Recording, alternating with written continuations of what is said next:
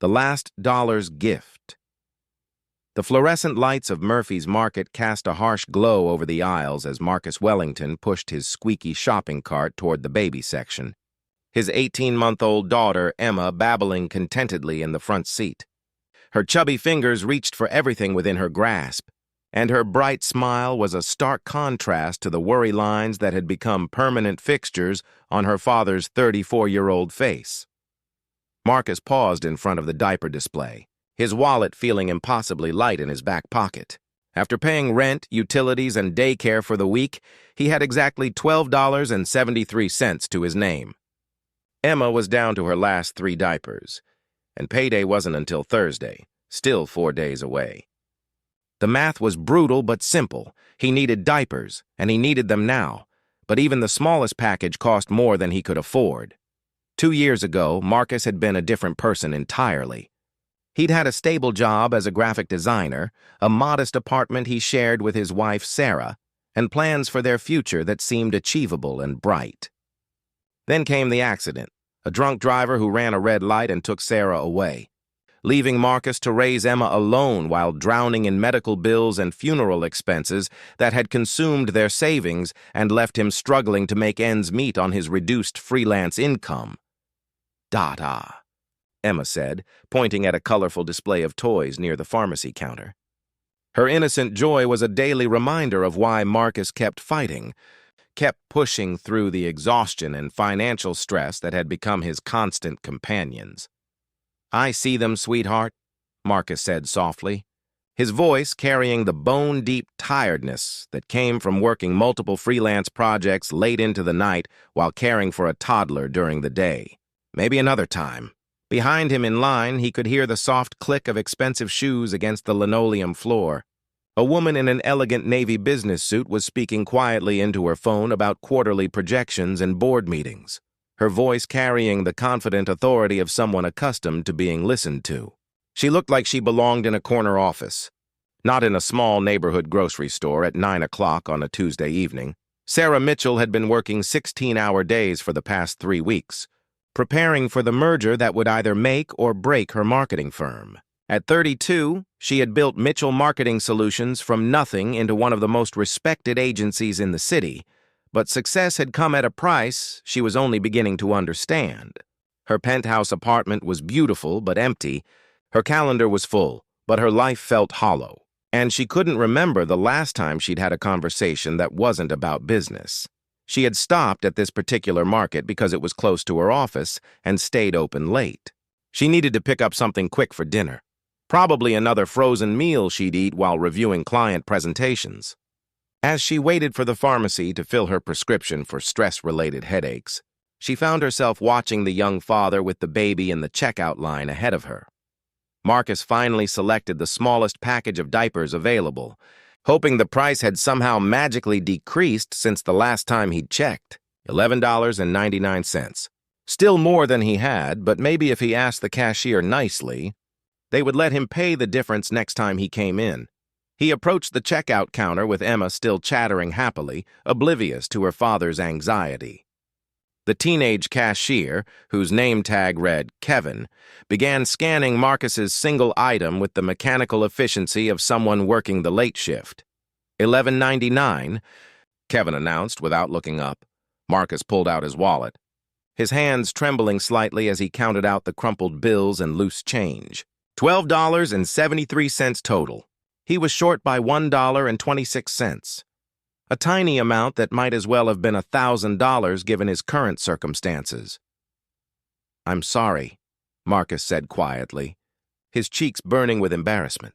"I'm a little short. Is there any way to buy just part of the package? Or maybe I could pay you the difference next week?" Kevin looked at him with the impatience of youth, clearly annoyed by the complication. "I can't do that, man. It's a sealed package, and we don't do payment plans." Behind Marcus, Sarah had finished with the pharmacist and found herself drawn into the exchange despite her usual policy of avoiding other people's personal business. She watched as the young father's shoulders sagged with defeat, saw the way he looked down at his daughter with a mixture of love and desperation. That struck something deep in her chest. "The baby," She couldn't have been more than 2 years old, looked up at her father and patted his cheek with her small hand as if trying to comfort him. The gesture was so pure, so full of innocent trust, that Sarah felt her carefully constructed emotional walls crack just a little. "I'll take them all," Sarah said suddenly. Stepping forward before she could second-guess herself, both Marcus and Kevin turned to look at her in surprise. "I'm sorry?" Marcus said, confusion clear in his voice. "The diapers," Sarah explained, pulling out her credit card with hands that were steadier than her suddenly racing heart. "I'll buy them. And actually," she looked around the store quickly, her mind working faster than she could fully process.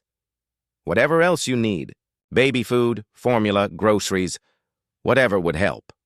Marcus stared at her, his mouth slightly open. "Ma'am, I can't let you do that. I don't even know you." "My name is Sarah Mitchell," she said, extending her hand with the same professional confidence she used in business meetings, though inside she felt strangely vulnerable. "And you don't need to know me for me to help." "Marcus Wellington," he replied automatically, shaking her hand while still looking bewildered. "This is my daughter, Emma." At the mention of her name, Emma turned towards Sarah with the open curiosity of a child who hadn't yet learned to be wary of strangers. She babbled something that sounded like a greeting and reached out her small hand toward Sarah's face. "She's beautiful," Sarah said, and for the first time in months, her smile was completely genuine. Something about Emma's trusting expression reminded her of why she had wanted to build her company in the first place. Not just for success, but to create something meaningful, something that could make a positive difference in the world. "Why are you doing this?" Marcus asked as Sarah paid for the diapers and then began walking with him through the store, filling a cart with baby supplies and groceries. Sarah was quiet for a moment, watching Emma clap her hands with delight at the colorful packages filling their cart. "I have more money than I know what to do with," she said finally, "but I don't have what you have." "What do you mean?" "Someone who lights up when I walk into a room. Someone who depends on me for more than quarterly reports and profit margins." Sarah's voice was soft, almost vulnerable. "I built a successful business, but somewhere along the way, I forgot what success was really supposed to be for." As they stood in the checkout line with a cart full of supplies that would last Marcus and Emma for weeks, Sarah found herself reluctant to say goodbye. There was something about this small family. The way Marcus's entire world clearly revolved around his daughter's well-being. The way Emma seemed to find joy in the simplest things that reminded her of what she had been missing in her carefully structured but emotionally empty life. "I don't know how to thank you," Marcus said as they loaded the groceries into his aging Honda Civic. "This changes everything for us. I was worried about how we were going to make it through the week. And now," "Actually," Sarah said, the words coming out before she had fully formed the thought, "I was wondering if you might let me take you both to dinner sometime. I don't have much experience with babies, but Emma seems to like me and I'd like to get to know you both better." Marcus looked at her carefully, perhaps seeing past the expensive suit to the loneliness underneath. "She does seem to like you, and honestly, it's been a long time since I've had an adult conversation that wasn't about work deadlines or diaper prices." He smiled, and for the first time since Sarah had met him, it reached his eyes. "I think we'd both like that very much." 3 months later, Sarah stood in her newly redecorated apartment, which now featured child-safe furniture and colorful toys scattered across the living room floor. Emma toddled around the space with the confidence of a child who felt completely at home, while Marcus worked at the kitchen table on a graphic design project, one of several he'd taken on since Sarah had helped him stabilize his finances and rebuild his client base. The evening, Marcus had walked into that grocery store with his last $12 had changed both their lives in ways neither could have imagined. Sarah had discovered that her wealth meant nothing if it wasn't used to help others, while Marcus had learned that accepting help didn't make him weak, it made him human. "You know what I realized?" Sarah said as she watched Emma stack blocks while Marcus worked on a logo design for a local nonprofit. "What's that?" "That night at the store, I thought I was helping you. But really, you and Emma were helping me." You showed me what I was missing, what all my success had been leading up to. Marcus looked up from his laptop, where he was designing a marketing campaign for Sarah's company, a partnership that had grown naturally from their personal relationship into a profession